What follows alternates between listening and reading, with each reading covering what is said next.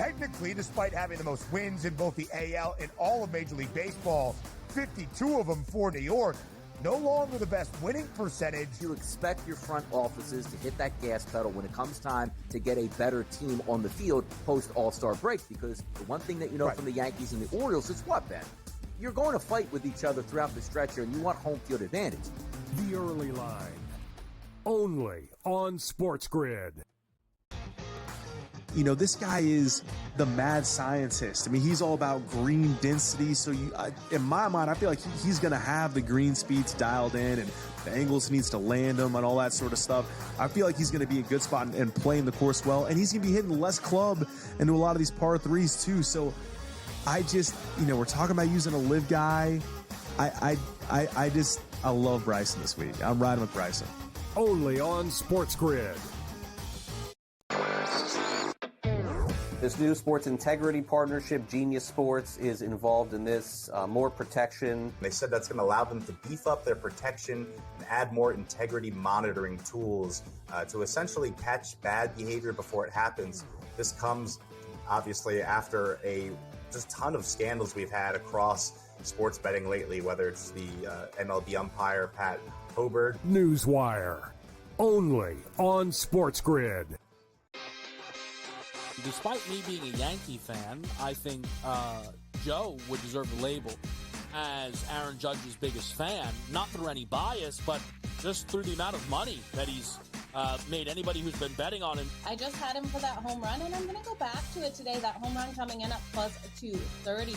Max Fried here, while he has been strong, this is Aaron Judge. Game time decisions, only on Sport.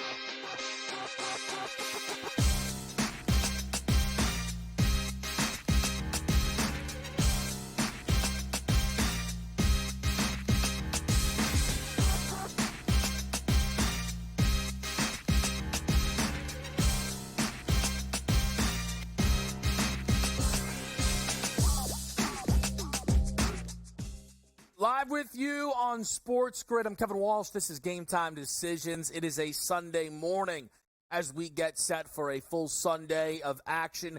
No soccer, as we got a little bit of break from Euro 2024, as well as Copa America. Copa America pick in Brazil, knocked out in penalties. Very bizarre that they removed extra time.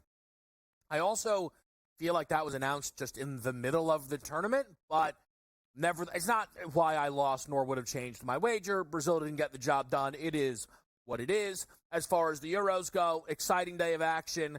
We saw the Netherlands get it through as well as England. So we are set up for those semifinals. We'll get to those during the week. Full Major League Baseball slate for the people today. We've got some John Deere Classic quick picks. We are going to dabble in the outright market. We'll get to that in a moment.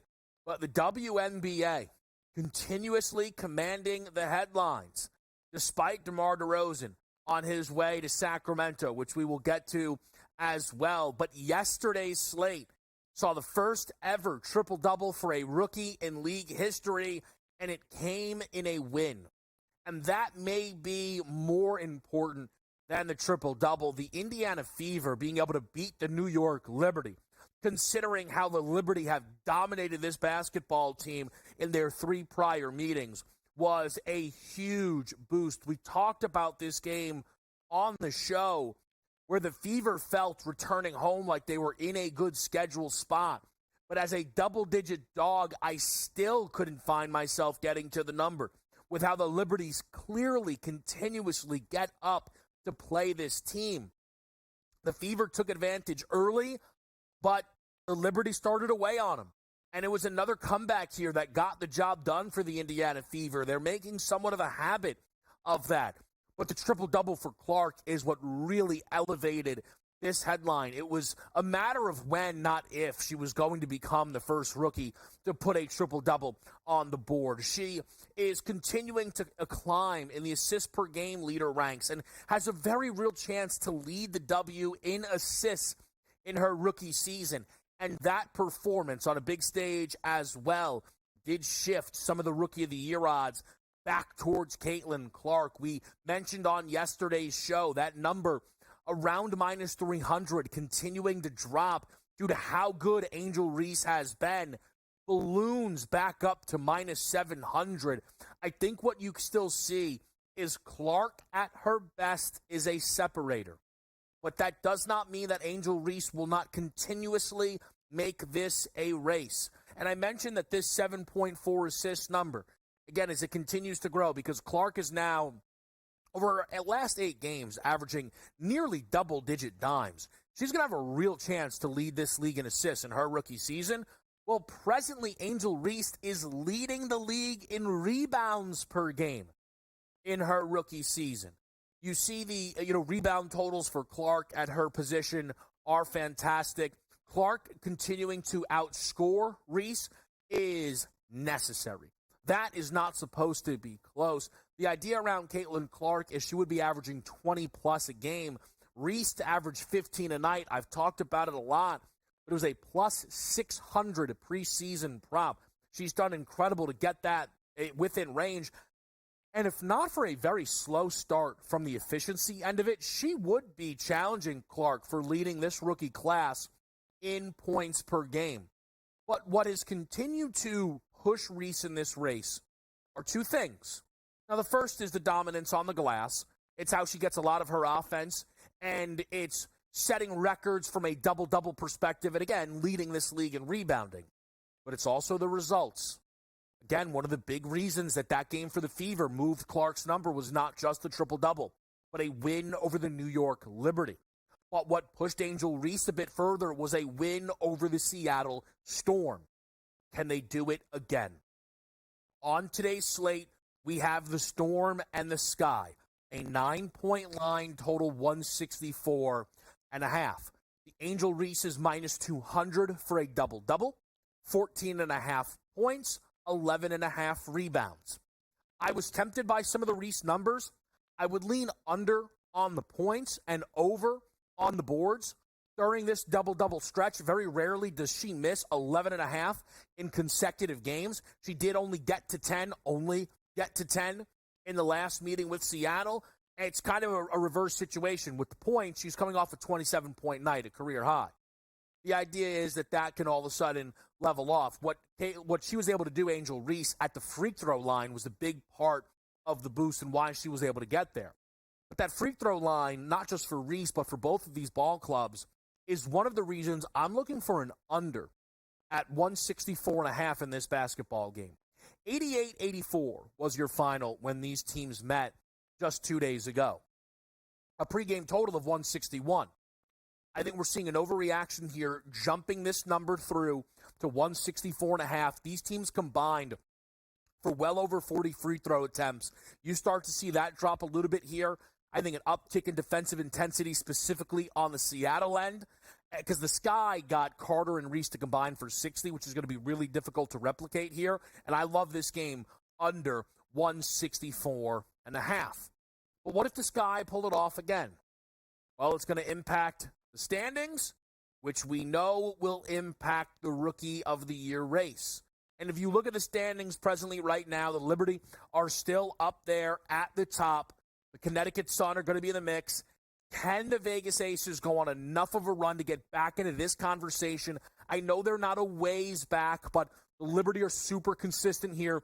And Vegas, who I believe were 6-6 and have now found themselves at 12-7, are certainly in line for a run. We'll talk about their game today against Dallas in a moment. But it's the standings at the bottom that are going to continue to determine so much of the conversation. It's the Sky slightly in front of the Fever, a big disparity in games played. Of course, that's eventually it'll level out, but 3 more games for the Indiana Fever right now. That's just what it is. Again, for anyone that missed it, though, and it was important, but of Monica McNutt of ESPN justified Angel Reese as her current Rookie of the Year pick because of the standings. I think that's silly. I think Angel Reese has plenty claim to this award without that argument. But I was not surprised and have warned about such a thing on this show. Now, I thought only one of these teams could make a playoff push, but the Atlanta Dream, who are 5-4, are now 7-12, and their best player, Ryan Howard, has no timetable to return. So the idea is both the Sky and the Fever will be in the playoffs. If it's going to come down to the standings, it's something we're going to have to continuously keep our eye on when we line up this Rookie of the Year race. Let's get to the Atlanta Dream. Let's get to the rest of the W slate for the people here. It's a really fun card. We're on the under in that 164 in the Storm and the Sky. We're taking 11.5 here with the Dream. I do think it's a good spot for Atlanta. If anything, I think maybe more so it's a worse spot for the Sun. These teams last played at Connecticut, 9.5 number. Atlanta gets the outright win. That 9.5 number was due to the Sun being on the second leg of the back-to-back. Not the same schedule spot here, but I do think the Dream can hang inside this number with the Sun coming off of a pair of great road victories. Maybe still look ahead a little bit of this Dream team, and we see the 11.5 factor in. We'll move this over because the Vegas Aces, as we mentioned, they play today against the Dallas Wings. I'm looking for Chelsea Gray to bounce back from the efficiency end. 10-plus points, around minus 108 for Chelsea Gray. 1 of 8, 1 of 9 were 2 of the last 3 shooting performances, playing maybe the worst defense in the W. We see Chelsea Gray bounce back, and then late night, all eyes are on BG's availability. We do not know if she goes for the Mercury in that matchup with the LA Sparks, but it's a 3.5-point road favorite status right now for Phoenix. We'll continue to fly through the slate. We're live on a Sunday on SportsGrid.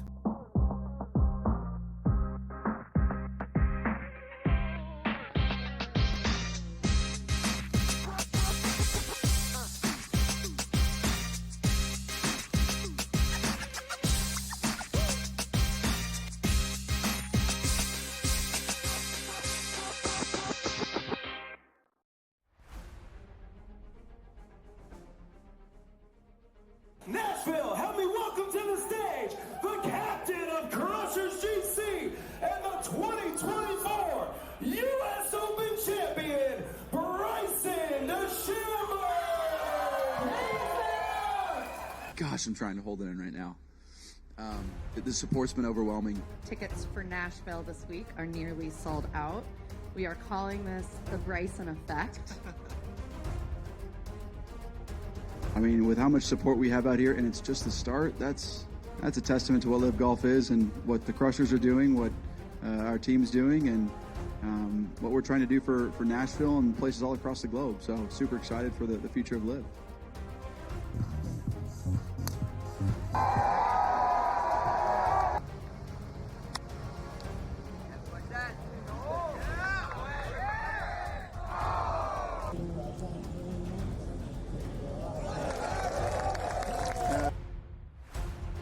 It was nice to at least walk down the last few holes, or at least the last hole, knowing that it was pretty much done. It's never safe, but very proud of everybody, and of course Tiro. I mean, what a week to get his first win in a few years and win by 6 in an absolutely dominant performance the way he did. It was absolutely incredible, so I couldn't be happier for him.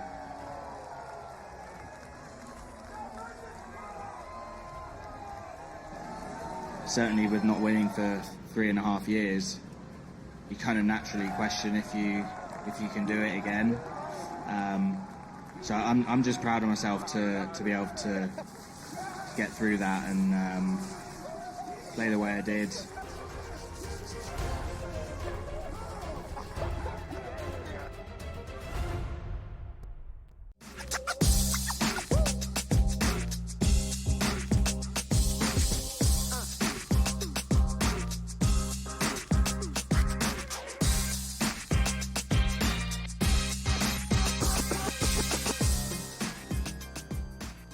All right, we're back with you right here on SportsGrid Sunday style. We, again, no soccer today. It's interesting that's noteworthy, but that's just how dominant the Euro and even the Copa, I think, has been as a part of the conversation here, certainly at least for us on game time decisions. But what we do have is a full WNBA slate. We just went through all that. I'll run through it just again quickly for the people of kind of where that card looks right now. Favorite bet under 164.5, Storm Sky. Chelsea Gray, 10-plus points. And then I'm going to take a chance with the Dream there.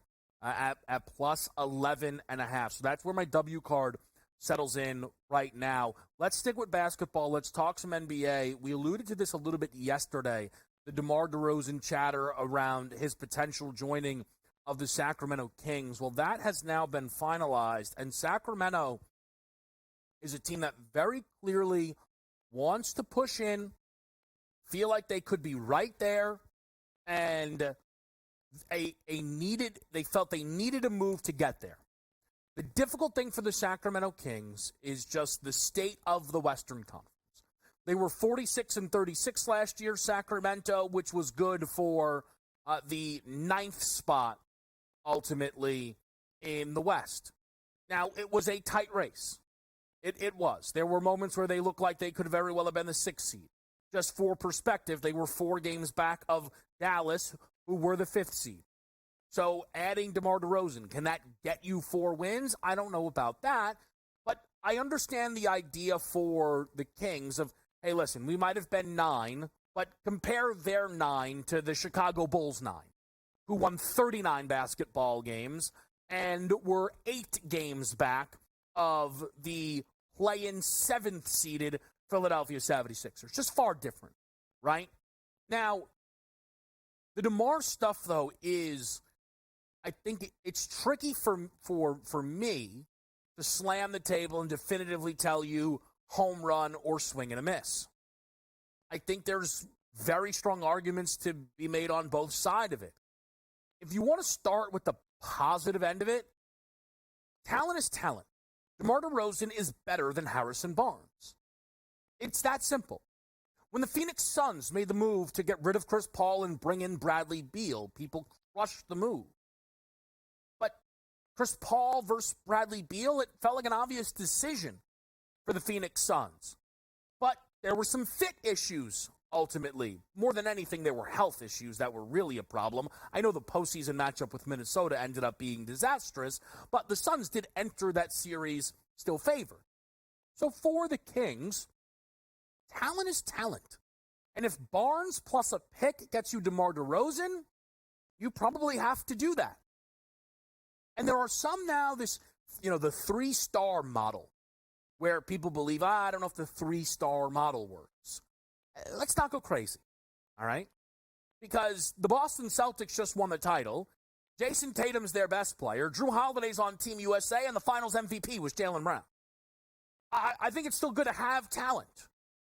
Are we going to say the Sixers had a bad offseason because they brought in a 3rd star in Paul George? I think that there's some fear that people have, and this maybe is just a Lakers fear because their 3rd star they attempted to bring in was Russ, who was nowhere near a star caliber guy. So they've brought in more talent. So from that end of it, job done.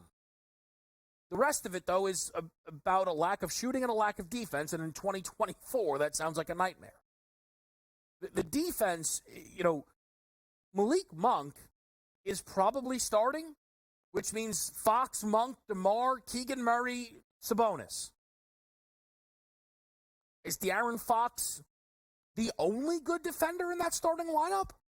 It doesn't feel great, does it? It's not like you're slotting Keegan Murray down to guard the SGAs and Ant Edwards and Luka Doncic's of the world, are you? Maybe.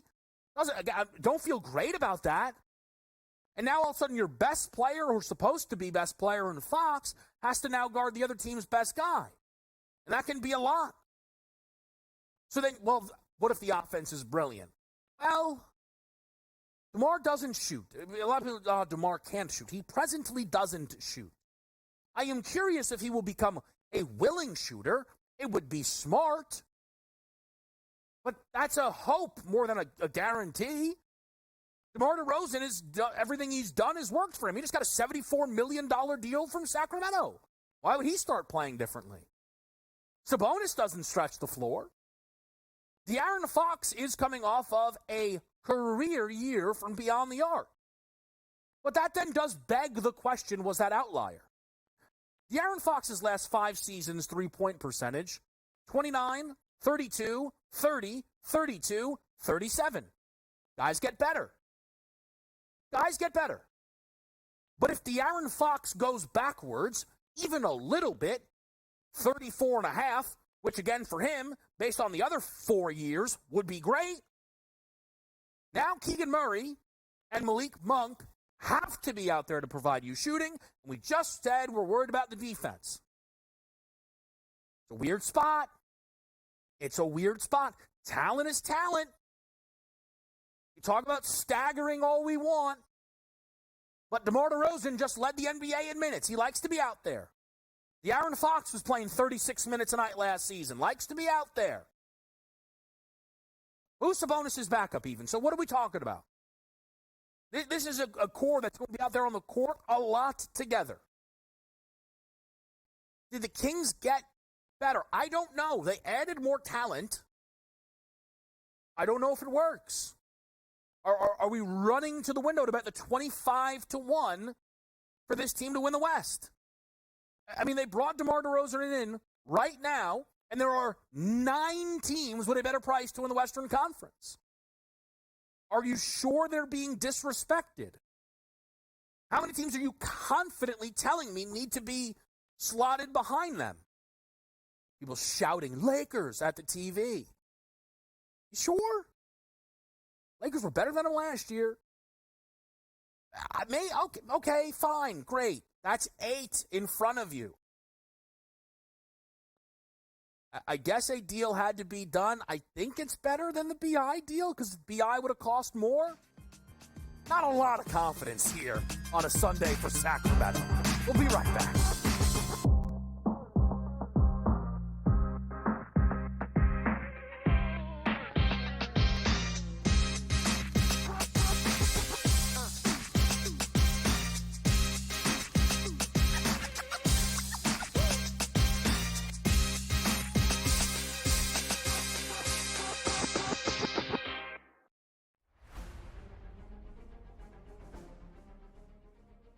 Nashville, help me welcome to the stage the captain of Crushers GC and the 2024 U.S. Open champion, Bryson DeChambeau. Gosh, I'm trying to hold it in right now. The support's been overwhelming. Tickets for Nashville this week are nearly sold out. We are calling this the Bryson effect. I mean, with how much support we have out here, and it's just the start, that's a testament to what Live Golf is and what the Crushers are doing, what our team's doing, and what we're trying to do for Nashville and places all across the globe. So super excited for the future of Live.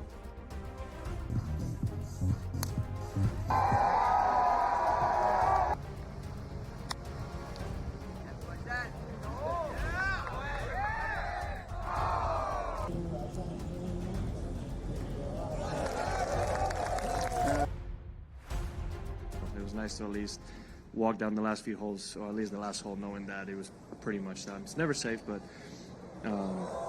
very proud of everybody, and of course Tiro. I mean, what a week to get his first win in a few years and win by 6 in an absolutely dominant performance the way he did. It was absolutely incredible, so I couldn't be happier for him.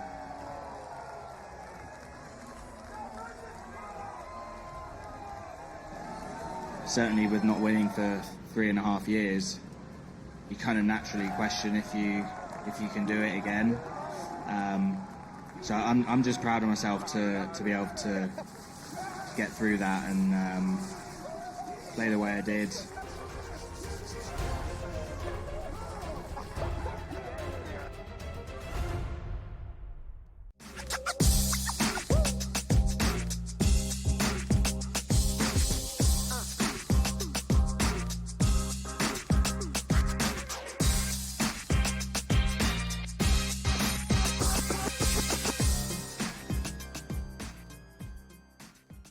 Back right here, Game Time Decisions. We have some quick picks. I'll put these on the board quickly because I do kind of want to get to a couple other fallouts from the DeRozan stuff. But just so, and we're going to talk to Brady Cannon in just a moment, so we're going to expand. But I'm taking a shot 28-1, 30-1, CT Pant and Hayden Springer to win the John Deere. The other option for me that I was, and it's going to be vastly different, right, was to just play the favorite in Davis Thompson, who's at even money presently. Thompson's up 2 shots on Ryan Cole, 4 shots on Pan and Springer, and then I think it's 5 or 6 shots on everybody else, at least, right? Clearly, everyone can. And when you're trying to figure out what the score for Thompson looks like today, his round prop is sitting 67.5. It's juiced over. So the idea is he's going to go, 3 or 4 under. Now, it could be better. It could be worse. But that puts you at 24-25. So you then need to be willing or able to get to a golfer that you think can get to 24-25. And I do think Pan and Springer both fit the description. All right? Springer on the opening day of this tournament went a preposterous 12 under. Now, asking him to do that again would be a lot. But again, asking him to go 7 under might not be. Pan went 8 under on Friday. And these guys are both 2nd and 3rd in strokes gained on this field. Thompson is 1. Thompson's the rightful favorite. But I didn't think I was getting enough at even money. I was hoping for plus 150, plus 160. I didn't get that. So I'm going to take a shot here. Springer, Pan, big-time bombs, John Deere Classic. We're going to talk to Brady Cannon about this in a bit. We're going to get to the baseball board. Joe Madden will join us in about a half hour's time as well. But if I may, just pick up the pieces on this DeMar DeRozan deal. One of the sneaky fallouts from this is actually Brandon Ingram. The Kings have been linked to BI for a bit. There's also a Kuzma end to this, but we don't have to. That's less important. When you go through the Brandon Ingram suitors that we've heard, I think the Kings were the biggest. We know that Philly would have been interested if they struck out elsewhere. They didn't strike out. They're out. Atlanta was talked about when it came to DeJounte Murray or Trae Young deals. Well, DeJounte Murray's a Pelican, and so is Brandon Ingram. I think it's fair to say they're out. The Cavs have been tossed around because of reported interest in Jared Allen. We don't know how much Kenny Atkinson would potentially want Brandon Ingram, but we're now hearing Kenny Atkinson doesn't want to get rid of Jared Allen. And hand up, but when Atkinson went to the Cavs, over my head initially, they have history from their time in Brooklyn. So I believe that. He may not want to get rid of Jared Allen. That could remove Cleveland. Who's left? I mean, really, how many teams left are looking to bring in Brandon Ingram, where they believe he could be a difference-making piece for them, take them up a level? They have a desire to get up a level. Right? Like Brandon Ingram could go to the Wizards and help them win more games. That's not what Washington's about. Detroit doesn't have the space for him. Charlotte's been linked. Hometown situation, okay, maybe. Again, I'm not sure if the Hornets want to be giving up assets, though, especially with the Cooper Flag draft right around the corner. The one team that is, there are actually 2, I think, that are presently resonating for me. One is Golden State, because I think the Warriors desperately do want to make a big move. I think they are considered the favorites for Larry Markkinen, but they prefer Markkinen to BI. They'd have to miss on Markkinen before they'd ever pivot to Ingram, I believe. The other Western Conference team was involved in the DeMar DeRozan deal. That's the San Antonio Spurs, who are now accruing $1 billion assets and could easily slot him in. And if this team started, let's just say, CP3, Vasil, BI, Harrison Barnes, and Victor Wembanyama, you have scoring, you've got some shooting, you might say, do I trust the defense? And then you remember the best defensive player on the world is Victor Wembanyama, who's going to clean up everything. I don't know if the Spurs are ready to push all in, but I don't know if getting Brandon Ingram is pushing all in. And then there will be some absolute irony when the San Antonio Spurs jump in front of the Sacramento Kings when this is all said and done, if they do get Brandon Ingram. It's something to keep tabs on.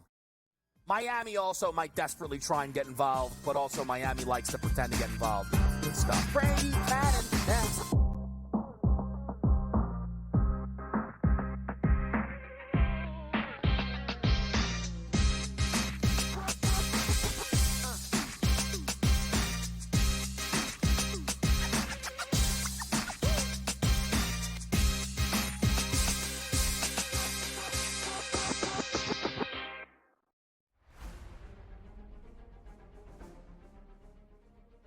Nashville, help me welcome to the stage the captain of Crushers GC and the 2024 U.S. Open champion, Bryson DeChambeau!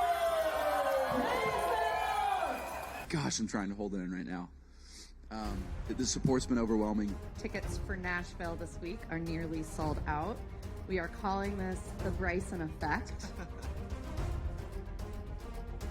I mean, with how much support we have out here, and it's just the start, that's a testament to what Live Golf is and what the Crushers are doing, what our team's doing, and what we're trying to do for Nashville and places all across the globe. So super excited for the future of Live.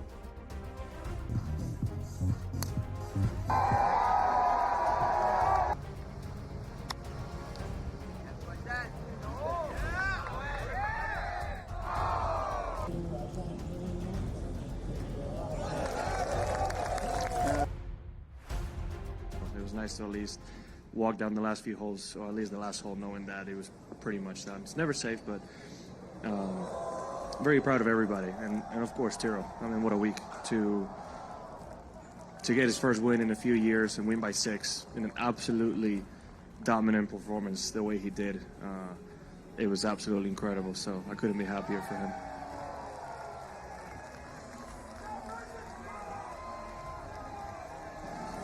Certainly with not winning for 3.5 years, you kind of naturally question if you can do it again. So I'm just proud of myself to be able to get through that and play the way I did.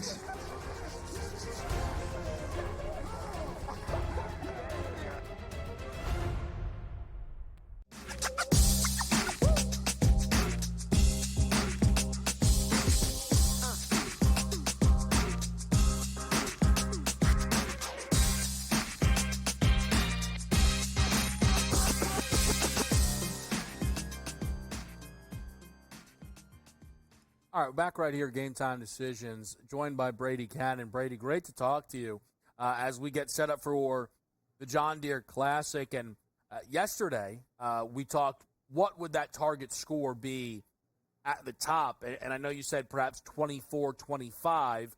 Right now, Davis Thompson's the leader at 21 under. Do you still feel that's the same range of where that winning score will come today? I do, for the most part, Kevin. You know, he went a little lower yesterday than I expected. I mean, he shot a 62, which is the lowest round he's ever shot in his career.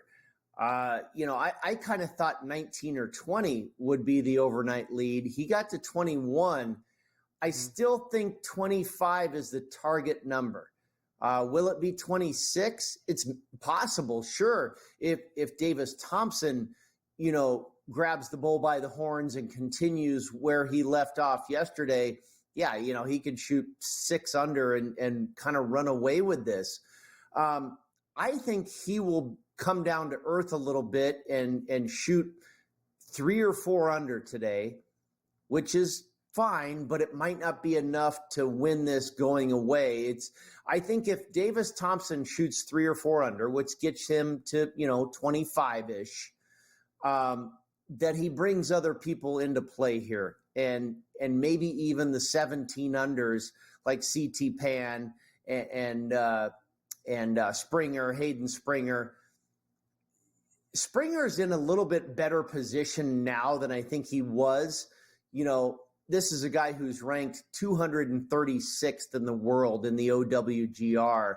And he breaks out on Thursday and shoots a 59 and kind of, you know, the world passed in front of his eyes. And we saw him, you know, feel that a little bit, especially on Friday, you know, when he struggled down the stretch.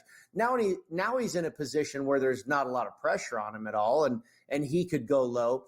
CT Pan is the one guy on the leaderboard here that has the experience of winning a PGA Tour event. So, you know, he's been there and done that before. He has a 63 already on his card this week, so it's possible that he could go there again. You know, and after that, I don't really think, Kevin, the guys at 16 or 15, I mean, it's going to take them to do something really miraculous. And hey, it's not necessarily, I guess, that miraculous because we've seen it happen this week, and that's 62s and 61s and 59s and stuff like that.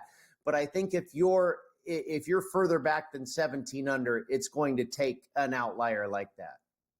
Yeah, I think it's a great point. If you look at the lowest scores throughout this tournament, Thursday played seemingly the easiest. Springer put up the insane 59. There was a 61, and then Cole had a 62.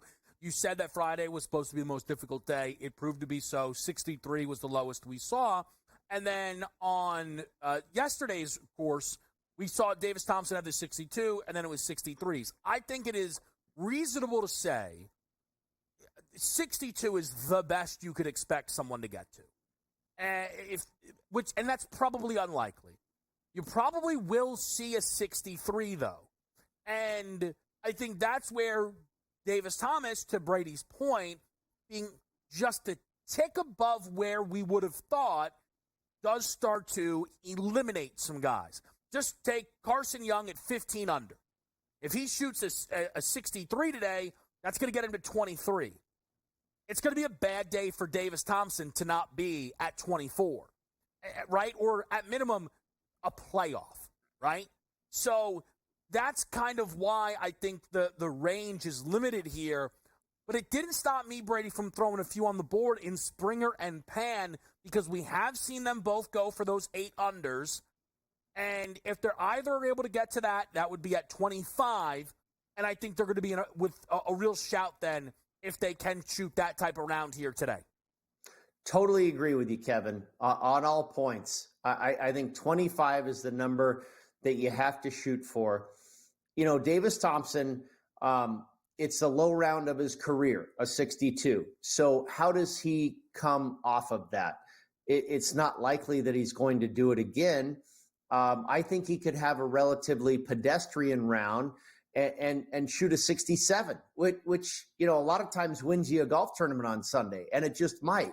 But if he shoots 67, and I think that's realistic, then there's going to be some drama, because there's a lot of guys that could shoot a 65, a 64 and catch him, and possibly one outlier that is lurking with a 63 or a 62. That all seems reasonable. Davis Thompson should win this golf tournament. We've talked about this before. You know, it's a birdie fest, and he's got a 2-shot advantage. It's a track meet, and he's starting 100 yards further than everybody else on the track. And it's not likely that he's going to drop the baton. It's not likely that he's going to make bogeys.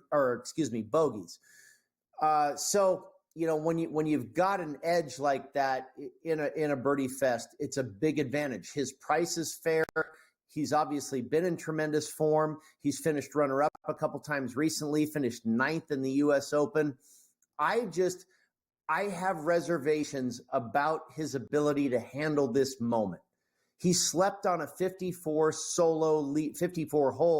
solo lead for the first time in his career.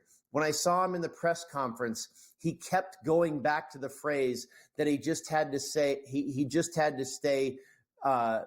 What was it? Mentally present, or, you know, he said it like 4 times.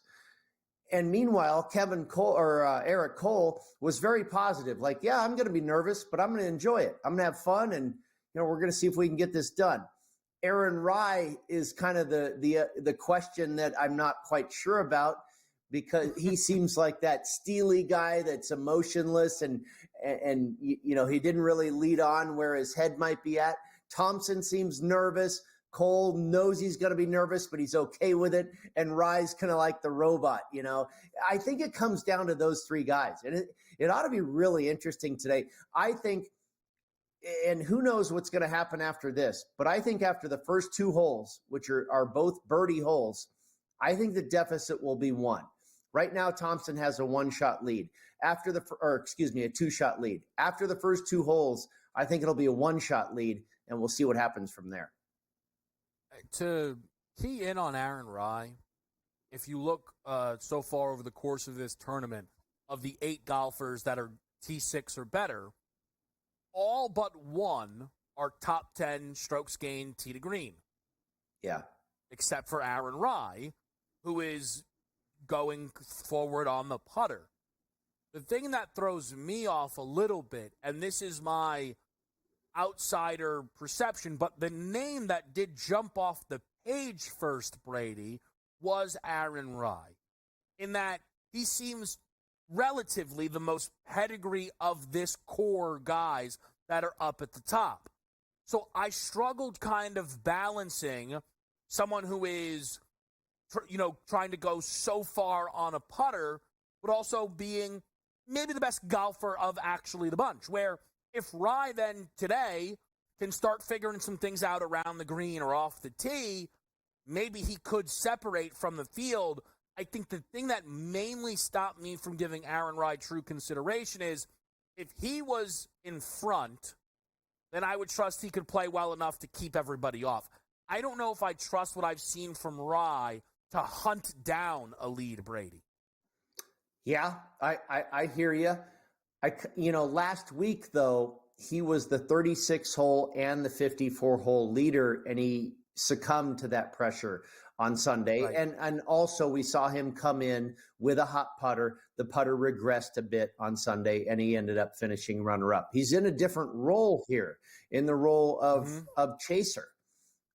The putter question's huge, though. I mean, Aaron Rye leading the field, gaining almost 10 strokes on the field with a putter is new territory for that guy. We'll talk some more golf on the other side.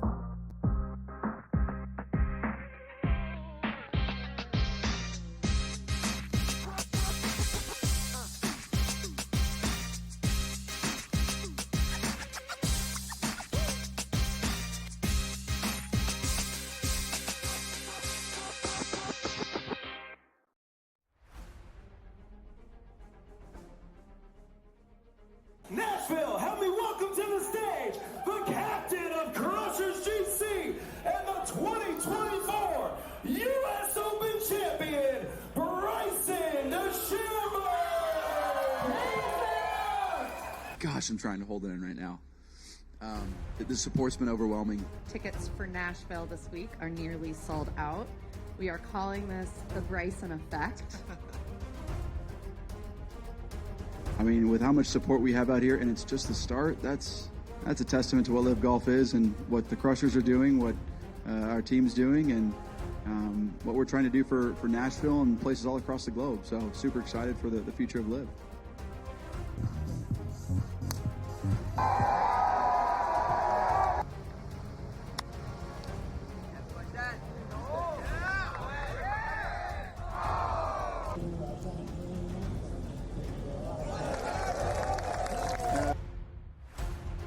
It was nice to at least walk down the last few holes, or at least the last hole, knowing that it was pretty much done. It's never safe, but very proud of everybody, and of course Tiro. I mean, what a week to get his first win in a few years and win by 6 in an absolutely dominant performance the way he did. It was absolutely incredible, so I couldn't be happier for him.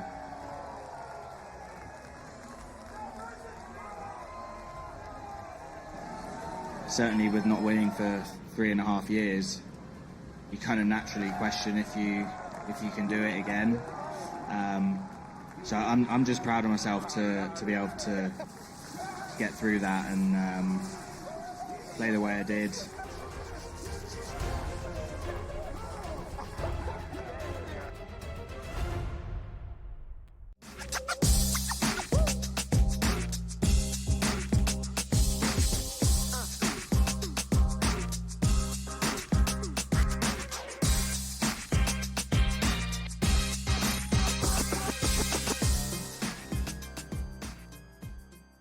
All right, we're back right here. It's Game Time Decisions. Kevin Walsh joined by Brady Cannon. We've kind of set the stage for the John Deere, but we've got some big tournaments right around the corner with the Scottish Open, then heading into the Open Championship. And I know we touched on this a little bit yesterday, but I kind of can't help myself because I do think Rory McIlroy is going to be this caliber of story, especially when the last time we saw him was the meltdown at the U.S. Open. The next time we see him is going to be a tournament he won at the Scottish Open, and then the next week is going to be a major championship. One thing that's just jumped off the page, Brady, I've been able to see a couple of Open Championship lines that are up right now, and Rory's at 7-1. Wow. That is the most respect I remember seeing on Rory with Scotty in the field in quite some time. I don't feel like a lot of people are going to be willing to get to that number on Rory McIlroy. Yeah, that's a heck of a price. I didn't know he was that low. I thought he was, and I haven't looked, in the last 48 hours or so as far as what's being dealt here in Las Vegas, but I would have guessed closer to 9 or even 10. You're right. 7 is a tremendous amount of respect, and that's great. I like to see it. And I understand Rory probably does have a little bit more of an edge on Scotty in Europe than he would on U.S. soil. Scotty has been okay in British Opens in the past. Rory has obviously won one in the past, and that's more closer to home for him. So, yeah, I think it makes sense to elevate Rory McIlroy a little bit more when he's on quote-unquote home turf, even though it's in Scotland and not Ireland. I can't wait. This is really a fascinating couple weeks we have coming up. Like you mentioned, he's the defending champion in the Scottish Open. Rory really has an affinity to play well the week before a major. And by the way, that victory last year was incredible. Robert McIntyre was 100-1. He was a triple-digit shot to win that tournament and was about to do it. And then all of a sudden, with like 2 or 3 holes left, Rory admittedly, by his own admission, hit a couple of the best golf shots of his life. I want to say it was a 2-iron that he smoked from like 250 yards or something like that into the green. It was an incredible finish to win that golf tournament in dramatic fashion. And then goes into the British Open and, did okay. I think he had a top 10 finish last year at Royal Liverpool, the course where he had won his Open Championship before. Royal Troon, the last time we saw it was the most amazing duel down the stretch between Henrik Stenson and Phil Mickelson that I've ever seen. Hopefully we get something like that again. As far as, from a betting standpoint, I actually had Henrik Stenson in 2016. That made it all the more thrilling. But you kind of want to have more guys in the mix because on that particular Sunday, it was Stenson and Mickelson, and the rest of the field was like 8 shots clear.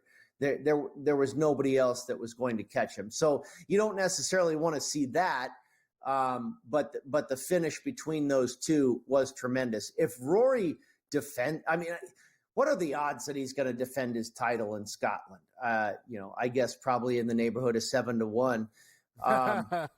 If he does it, boy, do we have a storyline going into the British Open for a guy that, peeled out and scratched his tires, leaving the grounds at Pinehurst, hasn't won a major in 10 years, and now wins the week before going into the British.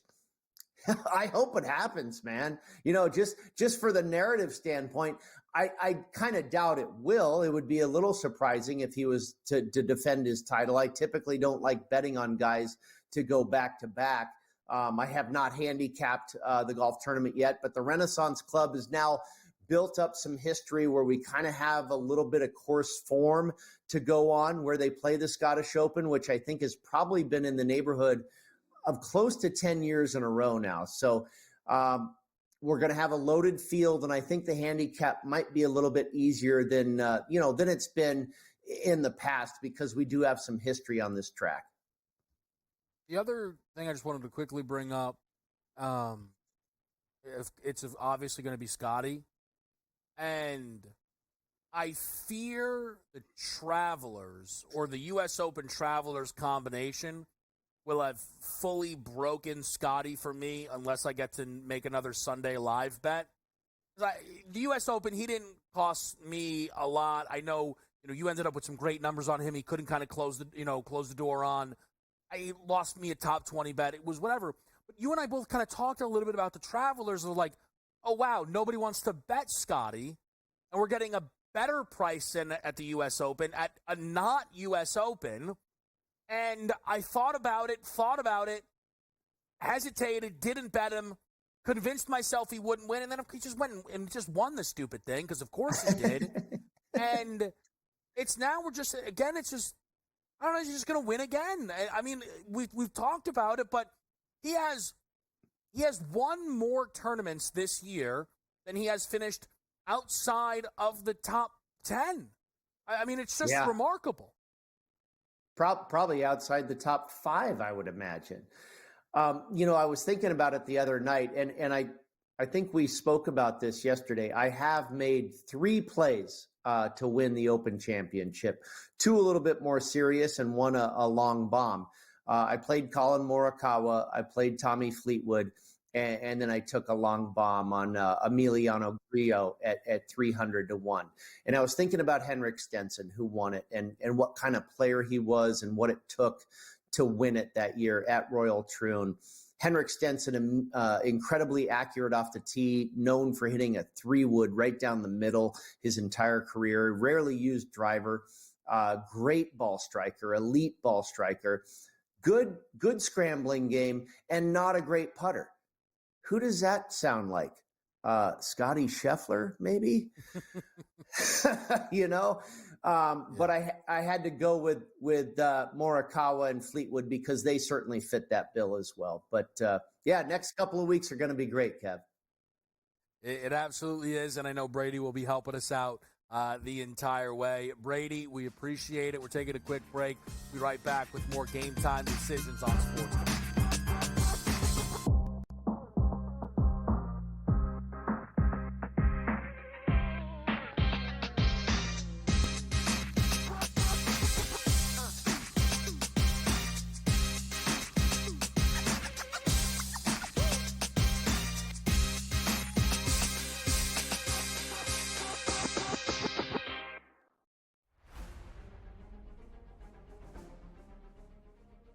Nashville, help me welcome to the stage the captain of Crushers GC and the 2024 U.S. Open champion, Bryson DeChambeau!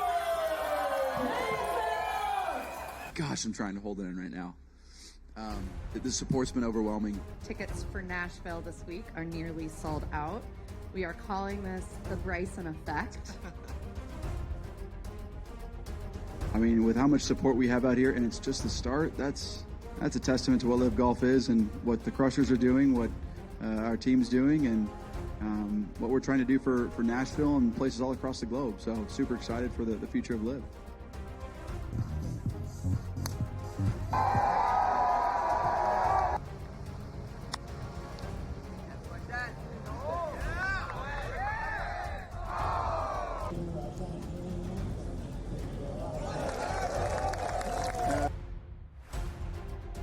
To at least walk down the last few holes, or at least the last hole, knowing that it was pretty much done. It's never safe, but very proud of everybody, and of course Tiro. I mean, what a week to get his first win in a few years and win by 6 in an absolutely dominant performance the way he did. It was absolutely incredible, so I couldn't be happier for him.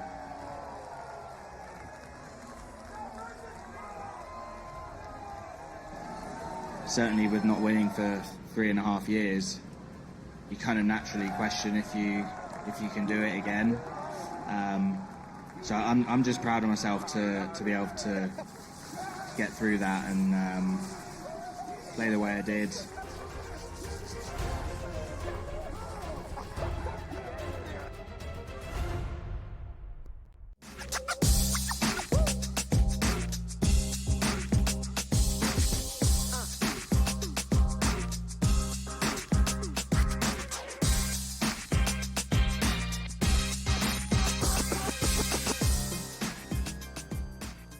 Back right here on SportsGrid. Figure we eye up a little bit of the Summer League before we move over, and we'll talk to Dave Sharapan in a little bit. Yesterday, the Bronny James debut did not go great for Bronny, did not go great for the Lakers. They lost that game by 14 to the Sacramento Kings. Bronny, with just 4 points, didn't hit any of his props that were on the board. Dalton Knecht also struggled quite a bit at 3 for 12. Blake Hinson shined off the bench. I will say, and it's bizarre, I don't know if it matters, but the the starting lineup is completely wrong.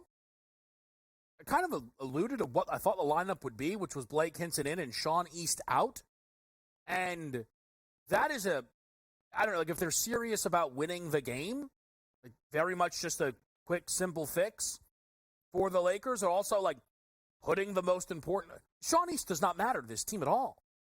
Blake Hinson, they just gave a 2-8-2, is an elite three-point shooter. It's just weird to me. You also would think that they would want to give Bronny more on-ball reps, specifically in the half court, instead of Sean East being the lead point guard, or then allowing Tommy Kuhs to lead the second unit. So that was a little odd. Like if you were going back to Bronny today, I don't think you touched the assists. He wasn't necessarily hunting rebounds. You just go right back to the points. You're getting better odds on the 10+, plus 182. Yesterday was plus 108. It's one of those interesting things, but do we think that Bronny's minutes are going to drop day over day? If you think Golden State's going to crush them because they crushed Miami, I'd hear the argument. I'm not going to, Golden State's like a gazillion times better. So I wouldn't do that. Bronny took 9 shots, 3 threes, 2 free throws. Didn't make a 3, didn't make a free throw. Okay, I'm not going to sit here and say Bronny was good. That'd be crazy. How am I supposed to do that as the most unbiased man in the history of sports media? He wasn't good, but there was volume. So if Bronny's going to get 9 field goals, a trip to the line, and 3 threes, I would take my chances on that. I also think there's room for more in that he should probably have the basketball a little bit more and not Sean East. That's just, listen, I need anybody to think I'm sick. I watched the whole game. So we'll see if they make the shift. But here's the other thing. If you want to remove the Bronny stuff of it all, and again, why? Not to rag on Sean East, but like, Dalton Connect didn't have the ball a lot. I know it looked like Connect. He ended up with 12 field goal attempts and 9 free throws. Garbage time. Last 2.5 minutes, he took the ball every time, just kept going to the cup, putting up shots, which was good. It's how he got himself to 12. Dalton Connect was as bad as Bronny yesterday. The thing is, with Connect, you're getting a little bit better value to get to 20+, plus 142. You're not laying minus 260 in a summer league game for him to get to 15, though. You're not doing it. So you have to get to 20. I don't like the 3 threes because he was, again, more aggressive attacking the 10 than worried about shooting the 3. So you can get plus 150 on 20+ from Connect. I don't hate it. It probably would be the direction I'd want to go. But bizarrely, where I'd really be interested is, again, if they do release a starting lineup and Sean East is removed for Blake Hinson. It will put Bronny then in the primary point guard role, and then they can run pick and pop with Hinson and Connect and Castleton, and it'll all just make a lot more sense. And then you can play Bronny for like 4 assists, which I think is a plus price. Let's see if that's the case here. Yeah, you can get plus 128. I'd be far more interested in that if there's a bit of a lineup change. Khalil Ware and the Miami Heat will start things off. Khalil Ware yesterday wasn't great. Again, Miami got absolutely smashed, but 5 blocks, crazy. In 24 minutes, just it's one of those things, man, but you know Miami got the pick right. There's a slight chance Khalil Ware starts. I wouldn't bank on it 100%, but when we talk rookie of the year, if Khalil Ware could get himself into that starting lineup, it would be big. You know who that's true of as well? Stephon Castle. That was the one thing that did go right for me yesterday in the Summer League, betting him to make a 3. He made multiple 3s, looked smooth, went 2 of 4 from beyond the arc. Those numbers are not up right now on DK, which is where I bet it.